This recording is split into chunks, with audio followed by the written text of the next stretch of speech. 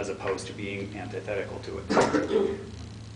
Until one gets very strong or very aggressive. And the way that happens. And how is that to be prevented?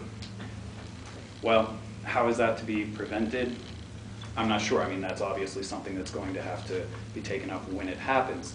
But, you know, anarcho-primitivism is an ideology which is opposed to civilization, right? So it seems like... But it would have to be on a global level, an implementation of anarcho-primitivist ideology. So each local group couldn't have their own particular ideology. I mean, in the end, it wouldn't be that locally controlled. It would have to be something across them. Do you get the? I get what you're saying. That in order for anarcho-primitivism to work, it would need to be like imposed globally simultaneously. Somehow, or else you would have conflicts. And how would the anarcho-primitivists win? I don't know. I mean, like, you can pursue this line of questioning. You guys see where it's going. Also, can take other questions. I'm basically stepping as moderating. So, call somebody. Call me. Yeah, I want to talk about this notion of the fall of a society. I know that empires fall, but it seems like, you know, entire people aren't necessarily wiped out, and if they are, they're immediately replaced with other people and things like this. I mean, it's very romantic to use the words like the fall of Rome and stuff like this. You know, Rome, the people of Rome, they weren't defeated. Their empire fell, but it was replaced by feudalism. Feudalism there was not this sort of weird vacuum where there was these weird hunter-gatherer societies or anything like that. It was immediately taken over by feudalism. And there was weird transitional states, but there was never any like sort of fall. I mean, it reminds you what Nietzsche said, second genealogy worlds, right? In order for a double to fall, a new one must be in place, or something along those lines. Basically, you have to replace something with something else. There's no fall. There can be a fall of an empire, but there's never a fall of civilization. Civilization can be replaced, but it never falls. All right, that's an actual question, though. What are your thoughts on that? Here. Okay. I can put it in the form of a question. I disagree. Right. Okay. With the fall of Rome, yeah, that's one example where you have like other forces immediately moving in and taking over. But also, we don't know a whole ton about what happened after the fall of Rome because there's no writing and things like that. What we do know is that things did tend to decentralize. Okay, but there are other civilizations which have fallen and which have not been replaced by other civilizations, but have basically, you know, returned to more tribal states of life. An example of this would be like Chaco Canyon down in New Mexico, right? It was I believe the Hopi, and their civilization fell, and they returned back and became went back to a tribal way of life. The tribal way of life is a civilization of sorts. No, everybody raises their hand for any question they want to ask. I'm being the symbolic father. Sorry. If you want to follow up, basically the whole point of my presentation was to differentiate between tribal and a civilized mode of living. So I disagree with that. Chris. Certainly, thank you. Real quick comment. It was the Germans who actually came in and smashed Rome and took it over. So civilization, taking over civilization. I guess my first thing, right, this notion of civilization collapsing. You get this big with Derek Jensen. I'm kind of disappointed you didn't mention, or Daniel Quinn, or John Zerzan. Because I like some Zerzan. I like to ruin him. But so this notion of civilization collapsing, right?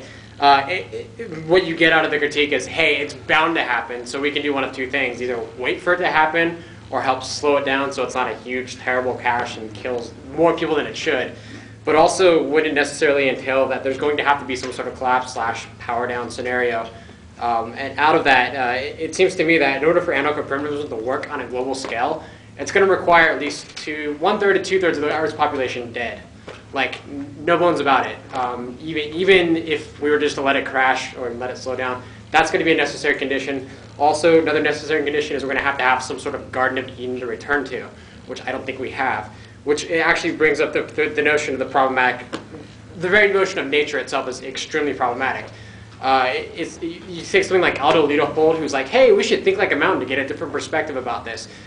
But what it presupposes is that nature is wholly good and it's a great place to be. In that same sense, should we also think like a tectonic plate or think like a hurricane or a comet? Because I think the notion of nature becomes extremely problematic. And you're basically throwing people to the wolves as far as just, okay, civilization is here, everybody goes back to hunter-gatherers. So either there's a transition point where we slow it down and sort of do whatever, or we just sit around and wait for it to collapse. I don't know, what are your thoughts? Okay. Yeah, I mean, as you'll note, like, I kind of actually in this refrained from using any actual anarcho-primitivists on purpose, and went just with kind of more mainstream historians and philosophers. As far as nature, you'll notice I didn't actually mention nature anywhere in the presentation for that specific reason. And as far as slowing down, okay, well, like your question about nature is that we don't have a Garden of Eden to return to. Nor will we the longer this civilization keeps existing, right? It's just going to keep on destroying and reducing biological diversity. So, I mean, like Derek Jensen says that we're going to need to like, the sooner we take down civilization, the better. But both Derek Jensen and John Zerzan have made positive references to things such as permaculture, right? And that could be seen as a way to slow down you know, to kind of ease our way out of civilization by creating more sustainable, localized communities. So there's not a fervent rejection of technology? There is in the eventuality. So there's an I'm actually validating Monroe. Or no. I had a question earlier about like technology. Through an anarcho-primitivist point of view on technology, if like, because today's technology, it seems to have like long-term negative effects. Would you think if we had some sort of control on technology, you know, that way we were aware of possible negative effects, would you think civilization still might have a chance, or do you still think it would somewhat fail? Well, I think if civilization does not learn to control its population, civilization, you know, continues to deplete its own resources. These are all problems with civilization, independent of the technological problem.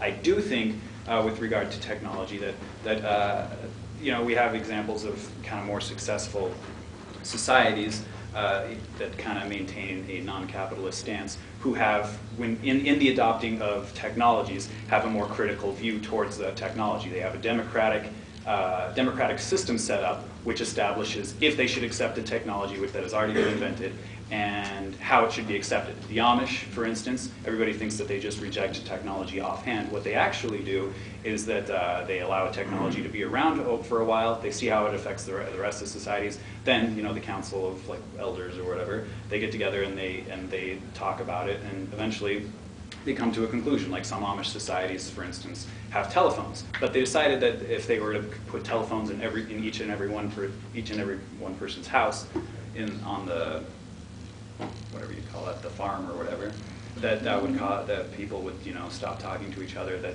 people would be able to move away from each other, and the destruction of their community would follow. So they have one communal telephone for the entire village, I guess.